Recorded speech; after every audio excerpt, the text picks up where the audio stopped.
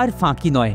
কেন্দ্রের বিজ্ঞপ্তি বলছে ফাঁকি দিলে এবার নিজেকেই ফাঁকে পড়তে হবে, কারণ আগামী শিক্ষাবর্ষ থেকে ফের পাশ ফেল ফিরছে পঞ্চম থেকে অষ্টম শ্রেণীতে। সপ্তাহের শুরুতেই বিজ্ঞপ্তি দিয়ে একথা জানালো কেন্দ্রীয় শিক্ষা মন্ত্রক। তবে ফেল করা পড়ুয়ার কাছে সুযোগ থাকছে। ওই বিজ্ঞপ্তিতে জানানো হয়েছে ফেল করা পড়ুয়ার সামনে দ্বিতীয়বার পরীক্ষায় বসার সুযোগ থাকবে। 2 মাসের মধ্যে তার পরীক্ষা নিতে পারবে স্কুলও।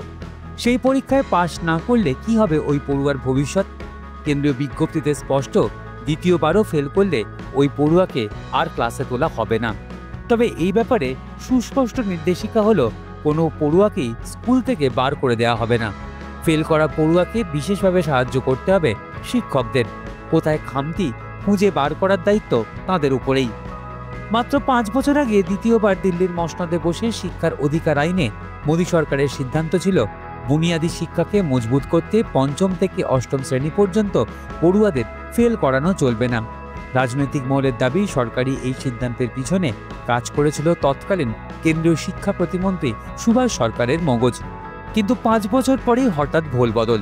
সেই শিক্ষার অধিকারেই ফের ফিরিয়ে আনা হচ্ছে পঞ্চম থেকে অষ্টম শ্রেণীতে পাশ ফেলের প্রথা। কেন এই ভোল বদল কেন্দ্রের?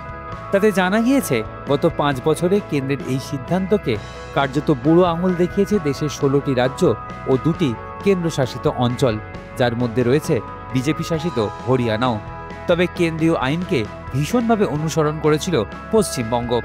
নিয়ম অনুযায়ী কেন্দ্রের এই আইন মানা হবে কিনা তা সংশ্লিষ্ট রাজ্যগুলির উপর।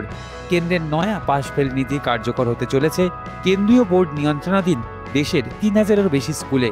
এই তালিকায় রয়েছে কেন্দ্রীয় বিদ্যালয়, নবোদয় বিদ্যালয় এবং সৈনিক স্কুলগুলিও।